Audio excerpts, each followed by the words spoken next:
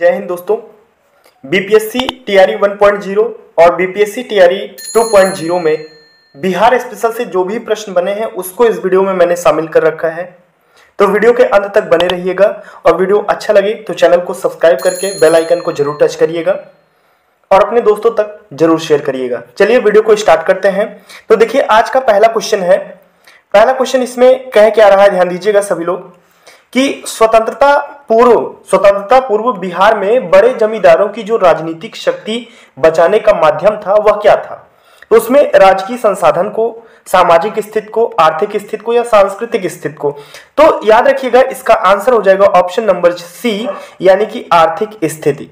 ठीक है, आइए अब इसके बारे में थोड़ी विस्तृत बात कर लेते हैं। तो ध्यान दीजिएगा, स्वतंत्रता पूर्व बिहार में बड़े जमींदारों को अपनी राजनीतिक शक्ति बचाने के लिए अपनी आर्थिक स्थिति को बहाल करना अति आवश्यक था। 70 साल की उम्र में जमींदार कुंवर सिंह को अंग्रेजों ने दिवालियेपन की कगार पर पहुंचा दिया था, इसलिए वह भीतर ही भीतर अंग्रेजों के दुश्मन हो गए थे। अंग्रेजों ने उनकी सारी संपत्ति छीन ली थी। यही हाल लगभग सभी जमींदारों का था।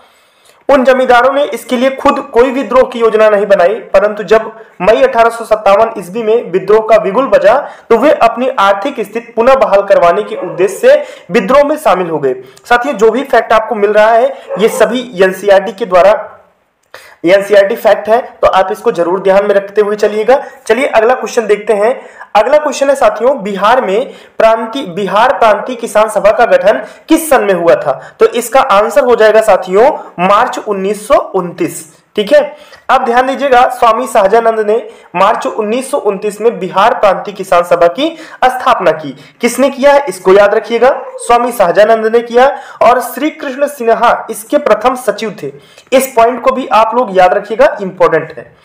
याद अगर बात करें तो 1927 ईस्वी में स्वामी सहजानंद ने भूमिहार ब्राह्मणों को संगठित करने हेतु पटना के समीप बेहटा में एक आश्रम की स्थापना की थी। तो उम्मीद है ये भी प्रश्न आपको समझ में आया होगा। अगला प्रश्न है साथियों, यहां से ध्यान दीजिएगा, स्वतंत्रता पूर्व बिहार में समाजवादी विचारधारा के प्रसार का श्रेय जाता है किसको। तो याद रखिएगा कांग्रेसी कार्यकर्ता को, क्रांति और उस जो क्रांतिकारी थे उस समय उनको। तो right answer option number C हो जाएगा। अब इसके बारे में अगर हम बात करें साथियों तो ध्यान दीजिएगा 1932 और 34 के दौरान युवा कांग्रेस जनों के एक वर्ग ने कांग्रेस के भीतर ही रहकर संगठन को वामपंथ की ओर प्रेरित करने के लिए समाजवादी पार्टी बनाई, जिसके प्रमुख सदस्य जयप्रकाश नारायण, अच्युत पटवर्धन, यूसुफ मेहर अली, अशोक मेहता और मीनू मसानी थे। इस पार्टी ने देश में समाजवादी विचारधारा का प्रचार किया। बिहार सोशलिस्ट पार्टी के अध्यक्ष आचार्य नरेंद्र देव और सचिव जयप्रकाश नारायण थे। तो उम्मीद है ये भी आपको समझ में आया होगा। आगे अगर बात करें, अगला क्वेश्चन है कि भारतीय राष्ट्रीय कांग्रेस का जो 1937 का अधिवेशन हुआ था वो बिहार के किस शहर में हुआ था। तो याद रखिएगा इसमें हरिपुरा है, पटना है, रांची है और भागलपुर है। ठीक है, तो मैं 1937 का जो बिहार में अधिवेशन हुआ था कांग्रेस का उसके बारे में आप लोगों से थोड़ी विस्तृत चर्चा कर लेता हूं इस प्रश्न में। ध्यान दीजिएगा, इसमें भारतीय राष्ट्रीय कांग्रेस का जो 1937 में 50वां अधिवेशन होता है वो फैजपुर महाराष्ट्र में हुआ था, बिहार में नहीं। तो इसकी अध्यक्षता पंडित जवाहरलाल नेहरू द्वारा की गई थी। इस अधिवेशन में नेहरू ने पहली बार वैज्ञानिक एवं आर्थिक अर्थ में साम्यवाद की व्याख्या की थी। ठीक है, समझ गए। चलिए अगला प्रश्न है साथियों, सन 1930 ईस्वी में कांग्रेस का सविनय अवज्ञा आंदोलन इतना सफल हुआ कि निम्नलिखित शहरों में से एक में अंग्रेजी राज के चिन्ह कई महीनों तक गायब हो गए थे। तो कौन था। तो बढ़ही याद रखिएगा, इसका right answer option number C होगा। और ध्यान दीजिएगा सविनय अवज्ञा आंदोलन वर्ष 1930 के दौरान बिहार के बढ़ही शहर में आंदोलनकारियों का कब्जा हो जाने से वहां कई महीनों तक ब्रिटिश राज का नियंत्रण ही समाप्त हो गया था। ठीक है, चलिए आगे बढ़ते हैं। आगे ध्यान दीजिएगा, यहां पे साथियों कह रहा है कि चीनी यात्री ह्वेनसांग ने किस विश्वविद्यालय में अध्ययन किया था। तो इसका आंसर हो जाएगा नालंदा विश्वविद्यालय में चीनी यात्री ह्वेनसांग ने अध्ययन किया था। ठीक, अब इसमें थोड़ा सा ध्यान दीजिएगा, देखो इसमें कह रहा है कि जो चीनी यात्री ह्वेनसांग था, ठीक है, वह 6 वर्ष तक नालंदा विश्वविद्यालय में अध्ययन किया। नालंदा विश्वविद्यालय बिहार के राजगीर जिले में स्थित है। इसकी स्थापना कौन किया था? तो कुमार गुप्त ने करवाया था और संसद द्वारा इसे राष्ट्रीय महत्व का संस्थान घोषित किया गया है। विक्रमशिला आधुनिक भागलपुर कहां पर? बिहार से 24 मील दूर पत्थरघाट, ठीक है, पत्थरघाट नामक पहाड़ी पर स्थित है और इसकी स्थापना पाल नरेश धर्मपाल ने किया था। तो यहां से आपको एक फैक्ट ये, दूसरा कुमार गुप्त, तीसरा आपको ये, तो 3 फैक्ट इस एक अकेले क्वेश्चन से मिल रहे हैं। तो ऐसे में ये आपके लिए इंपॉर्टेंट हो जाता है। और जो भी फैक्ट है साथियों, ये जो भी फैक्ट आपको दिख रहे हैं आपकी स्क्रीन पर, ये सभी एनसीईआरटी के फैक्ट हैं। चलिए आगे बढ़ते हैं और अगला क्वेश्चन देखते हैं। यहां पे क्वेश्चन कह रहा है साथियों कि तृतीय बौद्ध संगीति कहां पर आयोजित हुई थी? तीसरी जो बौद्ध काउंसिल हुई थी वो कहां पर हुई थी? तो वत्स में हुई थी, पाटलिपुत्र में, कौशांबी में और कश्मीर में। तो इसका आंसर हो जाएगा ऑप्शन नंबर बी, यानी कि पाटलिपुत्र में हुआ था। ठीक है, यहां तक बात क्लियर। अब इस पे थोड़ा सा आइए, यहां से मैं आपको जितने भी बौद्ध संगीतियां हुई हैं मैं उनको कोशिश करता हूं समझाने का। देखो, ये बौद्ध संगीति है, उसका कालक्रम और कौन अध्यक्ष थे, किसके शासनकाल में और किस स्थान पर हुआ। तो जो पहली बौद्ध संगीति हुई थी वो 483 ईसा पूर्व महाकश्यप की अध्यक्षता में और शासन था अजात शत्रु का और स्थान था राजगृह। ठीक है, याद रखिएगा। दूसरी बौद्ध संगीत उससे 100 वर्ष ईसा पूर्व, यानी कि 100 इसमें माइनस कर दीजिएगा। ठीक है, तो कितना? 383 ईसा पूर्व हो जाएगा। अध्यक्ष थे सबाकामी, ठीक है, सबाकामी अध्यक्ष थे और काला शोक का शासनकाल था, स्थान वैशाली था। ठीक है, यहां तक बात क्लियर साथियों। तो 2 आपके ऐसे हो गए। अब चलिए तीसरा और चौथा भी देख लेते हैं। चलिए यहां से समझिएगा, जो तीसरी बौद्ध संगीति हुई थी वो 247 ईसा पूर्व मोगलीपुत्र तिष्य के इस समय अध्यक्ष थे और अशोक के शासनकाल में हुआ था पाटलिपुत्र में। ठीक, चौथी बौद्ध संगीत ये प्रथम शताब्दी ईस्वी में होता है और वसुमित्र जो थे उस समय अध्यक्ष थे, कनिष्क का शासनकाल था और कुंडलवन यानी कि कश्मीर में ये चौथी बौद्ध संगीत आयोजित की गई थी। तो उम्मीद है कि चारों बौद्ध संगीत आपको समझ में आ गई होंगी। आइए अगला प्रश्न देखते हैं साथियों। अगला प्रश्न कह रहा है कि किस शासक द्वारा सर्वप्रथम पाटलिपुत्र की राजधानी के रूप में चयन किया गया था? ठीक है, तो याद रखिएगा उदयन के द्वारा। ठीक है, किसके द्वारा? उदयन के द्वारा। इसका आंसर हो जाएगा ऑप्शन नंबर सी। अब इसमें थोड़ा सा समझने की बात यह है, देखो इसमें आपको जो भी फैक्ट मिल रहे हैं उनको पहले आप ध्यान से समझिए। देखो, महावंश के अनुसार अजात शत्रु का जो उत्तराधिकारी था कौन था? उदयन। ये भद्र अथवा उदयन ने, इसी का नाम था भद्र या आप उदयन कह सकते हो, 460 ईसा पूर्व से 444 ईसा पूर्व तक शासन रहा इसका। पाटलिपुत्र नगर की स्थापना भी किया था, किसने? उदयन ने। मगध की राजधानी राजगृह से पाटलिपुत्र उदयन ने ही स्थानांतरित किया, क्योंकि यह नगर 3 दिशाओं में नदियों से घिरा था। इस वजह से इस नगर को क्या किया गया था?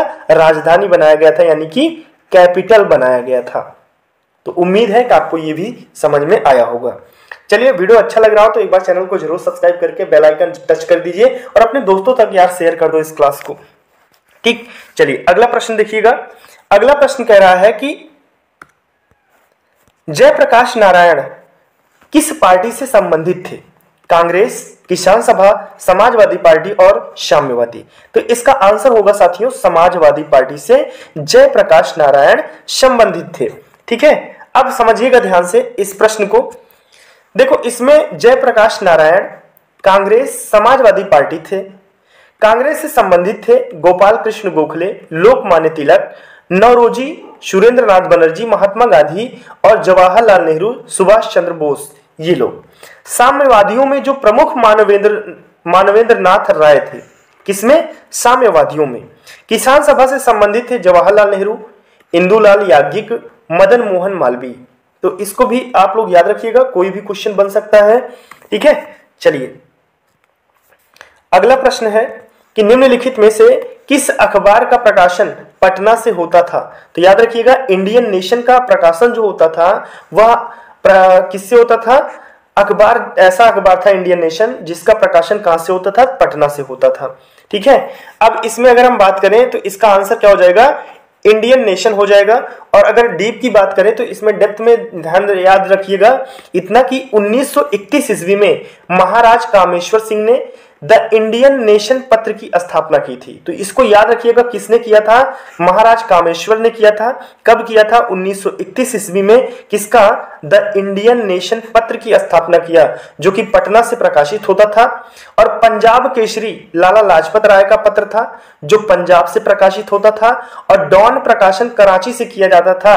प्रभाकर एक साहित्यिक पत्र था। तो डॉन का प्रकाशन कहां से?